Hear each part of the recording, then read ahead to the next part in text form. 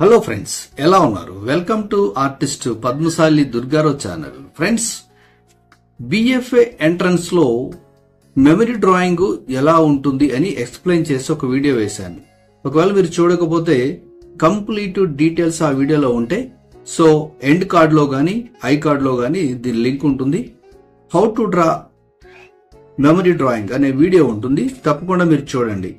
So ఇప్పుడు అదే మెమరీని యూజ్ చేసుకుని మనం అంటే మెమరీ డ్రాయింగ్ ని ఎలా చేస్తాం, ఇచ్చిన సబ్జెక్ట్ ని ఎలా చేస్తాం.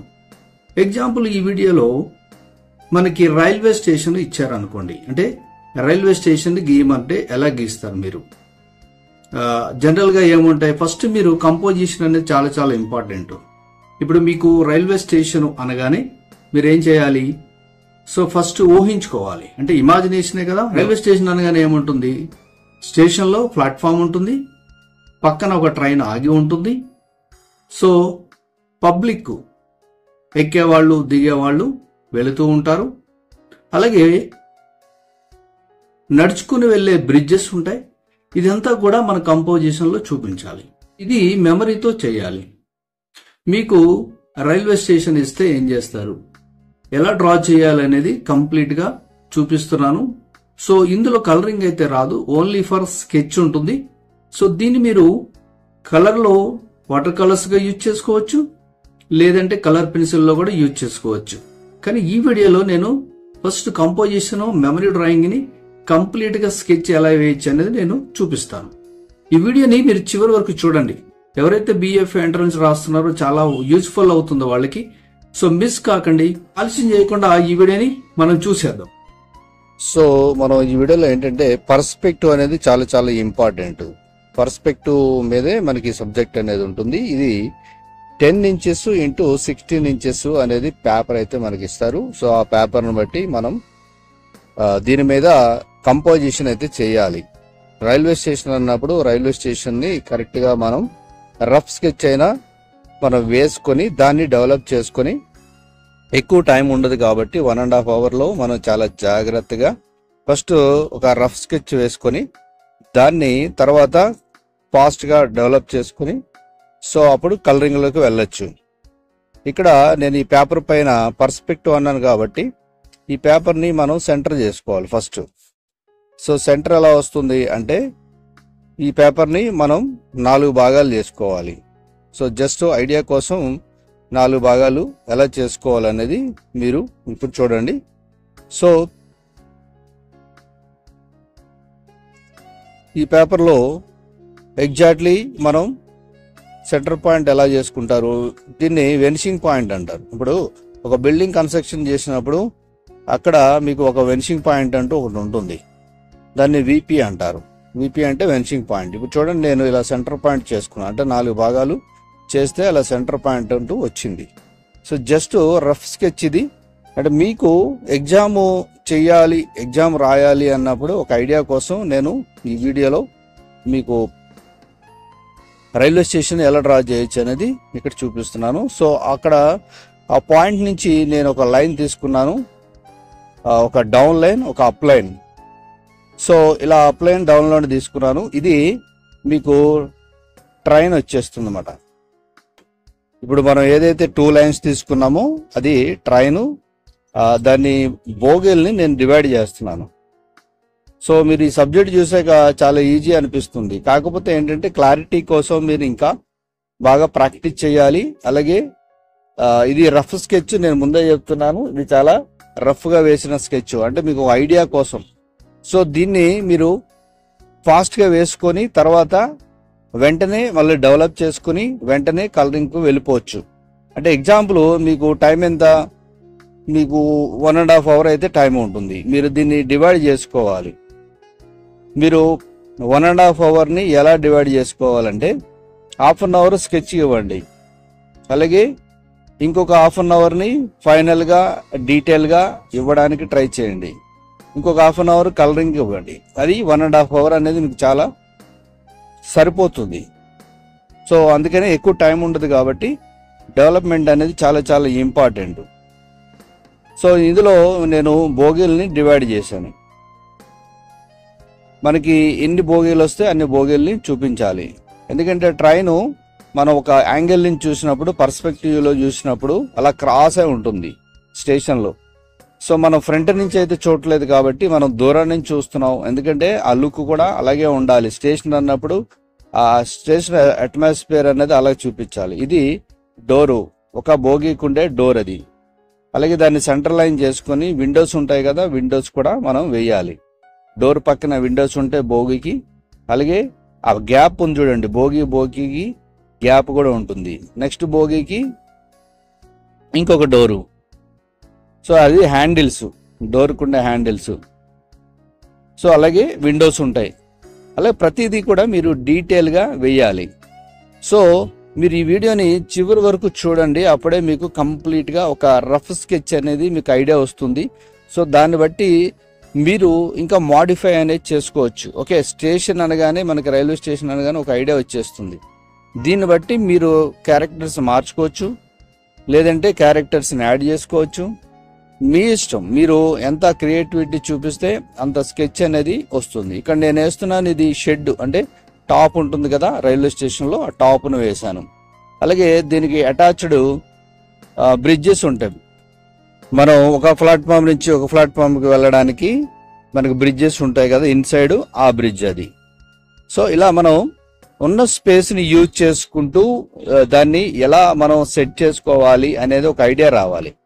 పక్క ప్లాట్ఫామ్కి దిగడానికి మరో బ్రిడ్జ్ అది. సో ఇది ఇలా మనం రియల్గా ఏదైతే రైల్వే స్టేషన్ చూస్తామో అలా దాన్ని కంపోజిషన్ అయితే చేసుకోవాలి. సో నేను చూపించేది కంప్లీట్గా కూడా డీటెయిల్గా అయితే చూపిస్తున్నాను. అలాగే స్కెచ్ అయితే మీకు ఇది చాలా రఫ్ స్కెచ్ వేస్తున్నాను. ఏంటంటే మీరు కంపోజిషన్ చేసుకోవడానికి ఒక ఐడియా, దీన్ని మనం మాడిఫై చేసుకొని, అంటే ఇంకా మాడిఫై అంటే ఇంకా స్కెచ్ అనేది నీట్గా వేసుకొని తర్వాత కలరింగ్ అనేది చేసుకోవచ్చు. సో ఒక హాఫ్ అన్ అవర్లో మీరు ఈ మాత్రం చేయగలిగితే తర్వాత దీన్ని ఇంకా నీట్గా లైన్స్ అన్ని ఎక్కడెక్కడ మనం కలరింగ్ అప్లై చేయాలి, ఎక్కడ డార్క్ ఉండాలి, ఎక్కడ లైట్ ఉన్నది అని మనం ఇందులోనే చూపించేస్తాం. కాబట్టి దీన్ని కొంచెం లైట్ చేసుకొని కలరింగ్ స్టార్ట్ చేస్తే సరిపోతుంది. సో చూడండి, పైన బ్రిడ్జ్, అలాగే ఇంకా షెడ్స్ ఉంటాయి కదా, షెడ్ కానీ బిల్డింగ్స్ కానీ రైల్వే స్టేషన్లో. నెక్స్ట్ ప్లాట్ఫామ్, డౌన్లో ఉన్నది ప్లాట్ఫామ్. అలాగే డిస్ప్లే బోర్డ్స్ నేను వేసింది. ఇక్కడ క్యారెక్టర్ వేస్తున్నాను, ఒక క్యారెక్టరు బయటకు వస్తున్నట్టుగా, ఎందుకంటే డిఫరెంట్ క్యారెక్టర్స్ ఉంటాయి రైల్వే స్టేషన్లో. చాలా పబ్లిక్ వెళ్తూ ఉంటారు, వస్తూ ఉంటారు. మనం కంప్లీట్గా ఫిల్ అయ్యే అవసరం లేదు. మనకి సబ్జెక్ట్ ఏమడుగుతున్నారు, రైల్వే స్టేషన్ అని అడుగుతున్నారు. సో రైల్వే స్టేషన్ అట్మాస్ఫియర్ ఎలా ఉంటుంది అనేది మనం ఒక ఐడియాతో మనం డ్రాయింగ్లో చూపించవచ్చు. సో ఈ డ్రాయింగ్లో ఏంటంటే ఇక్కడ చూడండి, ఆ బోగి నుంచి ఒక వ్యక్తి కిందకు వస్తున్నట్టుగా అలా మనం క్యారెక్టర్స్ని సృష్టించుకోవచ్చు. ఎందుకంటే జర్నీ పీపుల్ అనేది డిఫరెంట్ గెటప్స్లో ఉంటూ ఉంటారు. సో ఆ గెటప్స్ని మనం ఐడియా ప్రకారం ఊహించుకొని కూడా వేయచ్చు.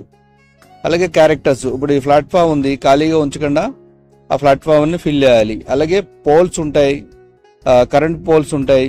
ఇవన్నీ కూడా మనం డెవలప్ చేసుకుంటూ వెళ్తూ ఉంటే అది ఆటోమేటిక్గా ఫుల్ రైల్వే స్టేషన్ స్కెచింగ్లో కనిపిస్తుంది.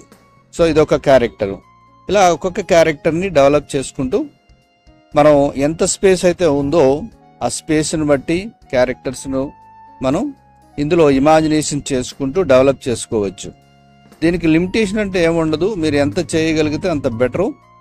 సో ఓన్గానే చేయాలి. ఎందుకంటే ఇలా చెయ్యాలి అంటే మీరు ప్రాక్టీస్ అనేది ఎక్కువ ఉండాలి. ఎందుకంటే అలా ఊహించి వేయడం అనేది, ఇమాజినేషన్ అనేది చాలా కష్టం. సో అందుకనే ఎక్కువ ప్రాక్టీస్ చేయాలి, ప్రాక్టీస్లోనే వస్తుంది. నేను వేసేది కూడా చాలా రఫ్గా వేస్తున్నాను, ఎందుకంటే రఫ్ స్కెచ్ అని ముందే చెప్తున్నాను మీకు. ఎందుకంటే ఫస్ట్ మనం ఇలా రఫ్గా ఒక ఐడియా వచ్చిందంటే దాన్ని ఇంకా బాగా మనం దీన్ని నీట్గా చేసుకొని తర్వాత కలరింగ్లోకి వెళ్ళిపోవచ్చు.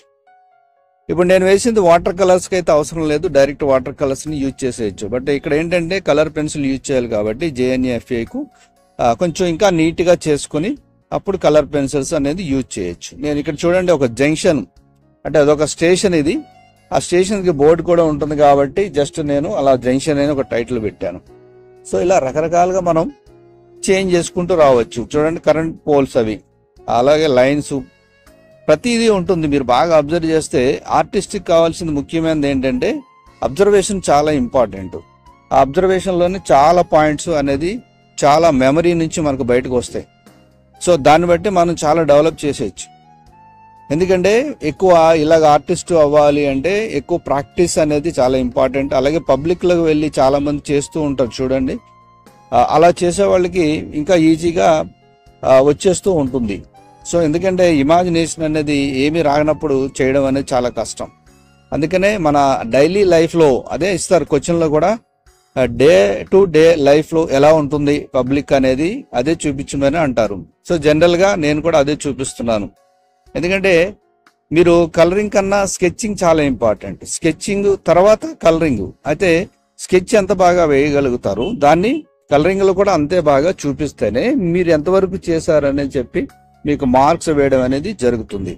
సో అందుకనే డెవలప్ చేసేటప్పుడు చాలా జాగ్రత్తగా ఆలోచించి చాలా సీరియస్గా మనం కంపోజిషన్ అనేది కరెక్ట్ వస్తుందా, రైల్వే స్టేషన్ అంటే రైల్వే స్టేషన్ వస్తుందా, మనం బస్ స్టాండ్ అన్నప్పుడు బస్ స్టాండ్ వేయగలుగుతామా, అలాగే సంత మార్కెట్ అన్నప్పుడు సంత మార్కెట్ వస్తుందా, లేదా వెజిటేబుల్ మార్కెట్, ఫ్రూట్ మార్కెట్, ఏది ఇస్తే అది, కొండలు తయారు చేసే విధానం, అవన్నీ కరెక్ట్గా ఏదైతే క్వశ్చన్లో అడుగుతున్నారో ఆ క్వశ్చన్కి తగ్గట్టుగా మనం 90% వేశారనుకోండి, మీరు పాస్ అయినట్టే మంచి మార్కులు వచ్చినట్టే. సో అందుకనే సీరియస్గా కంపోజిషన్ అనేది మీరు ఇంకొక ఐడియా చెప్తాను నేను. ఒకవేళ మీకు రాకపోతే మీరు ఫోటోగ్రఫీ తీసుకొని కంపోజిషన్ చేసుకోండి.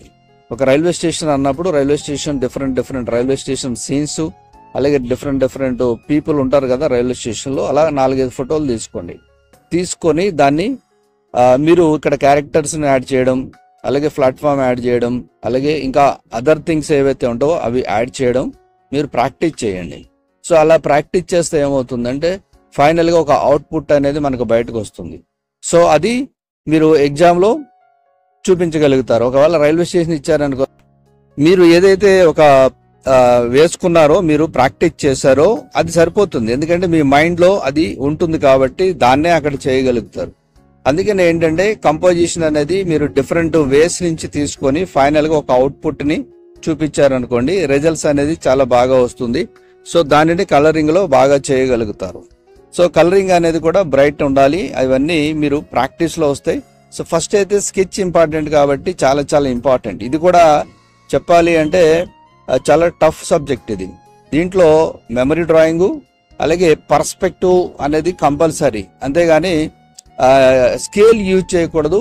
ఇక్కడ ఇన్స్ట్రక్షన్స్ కూడా ఉంటాయి. స్కేల్ అనేది చాలా యూజ్ చేయకుండా చేయడం చాలా బెటర్. నేను అందుకే ఎక్కడ కూడా మీకు చూడండి ఫ్రీ హ్యాండే, ఎక్కడ కూడా స్కేల్ యూజ్ చేయలేదు, ఎటువంటి instruments, only pencil, paper. So మీరు కూడా ఇలా ట్రై చేయండి. ట్రై చేసి కంపోజిషన్ అనేది ట్రై చేయండి. నేనే కాదు, ఎవరు చెప్పినా కూడా ఎక్కువ ప్రాక్టీస్లోనే ఈ డ్రాయింగ్ అనేది డెవలప్మెంట్ అనేది ఉంటుంది. సో ఎక్కువ ప్రాక్టీస్ చేయండి. ప్రాక్టీస్తోనే మీరు చేయగలుగుతారు. ప్రాక్టీస్ లేకుండా మీరు జస్ట్ ఏదో నేను చేసేయగలుగుతానని ఒక హోప్ పెట్టుకొని వెళ్తే మటుకు చాలా కష్టం. ఎందుకంటే ఈ డ్రాయింగ్ సబ్జెక్ట్ అనేది మనకి ఈజీ అనిపిస్తుంది, బట్ పేపర్ మీద పెట్టేటప్పుడు చాలా కష్టం అనిపిస్తుంది. సో ఎందుకంటే ఎక్స్పీరియన్స్ మీద చెప్తున్నాను నేను. ఇది రావాలి అంటే చాలా ఎక్కువ మీరు సాధన చేయాలి, ఎక్కువ ప్రాక్టీస్ చేయాలి, అప్పుడే వస్తుంది. జస్ట్ నేను ఒక రఫ్ స్కెచ్ చూడండి, ఇది కంప్లీట్ చేశాను. సో మీరు కూడా ఇలా డిఫరెంట్ యాంగిల్స్ తీసుకొని చేసుకోవచ్చు. ఇలాగే చేయాలని ఏమి లేదు.